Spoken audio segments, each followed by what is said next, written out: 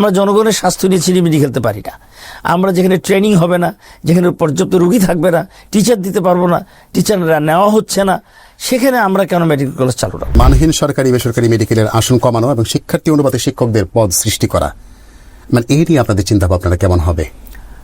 যেটা হয়েছে কি জানেন, মেডিকেল কলেজ হয়েছে রাজনৈতিক প্রয়োজনে। মেডিকেল কলেজ, বেসরকারি মেডিকেল কলেজে অনুমোদন হয়েছে বাণিজ্যের জন্য। একটা মেডিকেল কলেজে অনুমোদন দিতে যে স্বাস্থ্য মন্ত্রণালয়, আপনার তারপর তৎকালীন মন্ত্রী এমপিরা কোটি কোটি টাকার বাণিজ্য করেছে। এরপর এর মধ্যে যুক্ত হয়েছে নিয়োগ বাণিজ্য, এরপর যুক্ত হয়েছে টেন্ডার বাণিজ্য। মানে বাণিজ্যের সয়লাভ। মানুষের, জনগণের স্বাস্থ্য পৌঁছে দেওয়া তো লক্ষ্য ছিল না। লক্ষ্য ছিল রাজনৈতিক স্ট্যান্ডবাজি করা।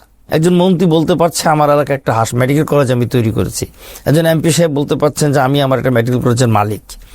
কিন্তু ওই মেডিকেল কলেজ চালাবার জন্য যে ধরনের শিক্ষাগত, জ্ঞানগত এবং যে ধরনের বুদ্ধিমত্তা এবং পেশাগত যোগ্যতা দরকার ছিল, ওই নেতৃত্বে সেটা ছিল না। তাদের যোগ্যতা ছিল টেন্ডারবাজি করার, নিয়োগ বাণিজ্য করার এবং রাজনৈতিক স্ট্যান্ডবাজি করার। তারা সেটা করেছেন, তাদের পারপাস সার্ভ হয়েছে। কিন্তু মেডিকেল কলেজের স্ট্যান্ডার্ড তৈরির জন্য যা করার প্রয়োজন ছিল সেটা তখন কোনো মনিটরিং করা হয়নি।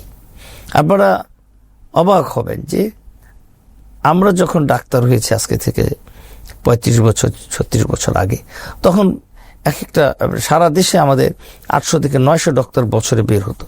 আর এখন 10,000-এর বেশি ডাক্তার বের হচ্ছে। তখন মেডিকেল কলেজ ছিল 8টি, এখন মেডিকেল কলেজ আছে 106 থেকে 60টি।